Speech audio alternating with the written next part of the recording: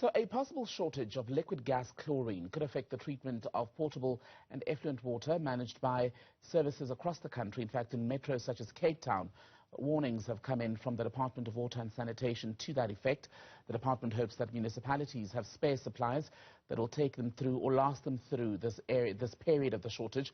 Let's get an update from the city of Cape Town then and speak to the MMC there. That is Dr. Zahid Badroodien. Dr. Zahid Badroodien, a very good evening to you. Welcome to the program. So have you still got enough stock to last you through whenever the shortage will end? So we have good news today. We received an additional delivery just this afternoon of a supply of chlorine that's going to make sure that we're able to continue to treat our water in terms of the blue drop standards and ensure that our water remains safe to drink, at least for the next 10 days until we receive another delivery of the very needed chlorine to continue the process. A process that isn't only essential for the treatment of drinkable water, but in the treatment of wastewater as well. And also keeping in mind that chlorine is used in the recreational pools across our city and many other cities in our country as well. And how were you able, Doctor, to source this chlorine, given that there is the shortage that's not affecting just the city of Cape Town at the moment? So early in the week, I alerted the political leadership here in the city of Cape Town of the looming crisis that may face us in terms of the chlorine shortage. At this point, the administration and the political leadership both sprung into action, reaching out to the necessary partners in terms of the managing directors at the plant that produces the chlorine, and also our colleagues in the other tiers of government as well. And so we have here a holistic approach to ensure that not only the city of Cape Town, but other municipalities have enough supply, but also at the same time, the communication line with the factories so that we're able to prepare accordingly. So what we do know is that the factory production is currently stable. I'm confident that we'll be able to receive an additional supply of chlorine over the next few days, which will make sure then that we continue to remain okay in terms of our water standards. But obviously we must prepare for the worst. And so the city continues then to look for alternative means of procuring chlorine from other countries, from neighboring countries, but also to look at how we're able to lower the dose of the chlorine at these various plants, but still maintain the necessary criteria to meet the standards that have been set for us. I know you've got enough to get you through the next few days, perhaps the next few weeks, but what would be the risk of the city and other parts of the country running out of the chlorine? What would happen?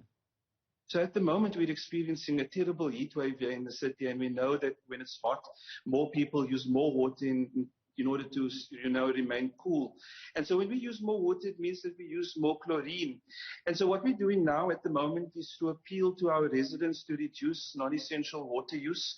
So this is filling of pools, washing cars, watering of gardens, and to retain essential use of water, only showering, cooking, etc. But also at the same time, what we're hoping to avoid, and I'm confident that we will avoid this, is the boil advisory that we would have to issue to our residents should we reach critical stages of having not enough chlorine in our city.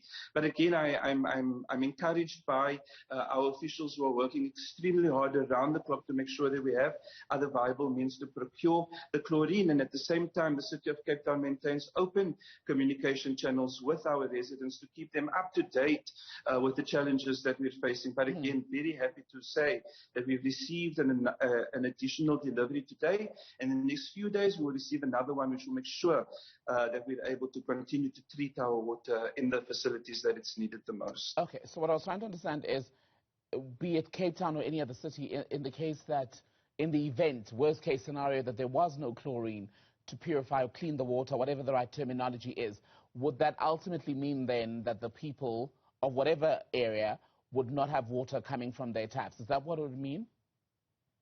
So we have water. The water will come from the treatment plants to the reservoirs. What it does mean, though, is what we've seen in Mangaung as an example, where the municipality has notified the residents to not drink the water.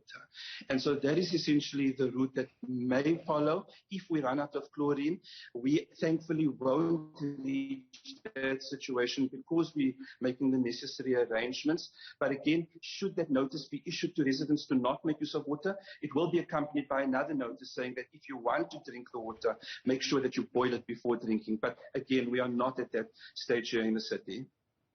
And how are the people of Cape Town responding to your pleas for them to use water sparingly, given that you've got a situation where you need to use this chlorine itself sparingly, but you're also in the middle, as you were saying, of a heat wave? So we've learned these lessons from the drought already. And I'm very happy to say that from my own experience and engagement with residents, we still retain this water-saving behavior, and it's easy for us to move over into that behavior if needs be. So from my engagement since the initial announcements were made by the city, personal engagements with residents across the city, and also just monitoring social media responses to the notices that we've put down, they've been very understanding. Understanding because they know that the city is working extremely hard to ensure that we don't run into a chlorine shortage, but also understanding of the fact that this is not a crisis as a result of the making of our city, but rather one of national significance, which is affecting many municipalities across the city. So at the moment, very understanding, very cooperative in terms of our notices, but again, at the same time, as the MACO member in charge of water and sanitation in the city, we'll continue to ensure that all viable means are investigated to ensure that we don't run out of chlorine in our city, especially to make sure that the processes to treat the waters can continue without any issue. Dr. Zahid Badroodien, good to speak to you. Thank you very much for your time.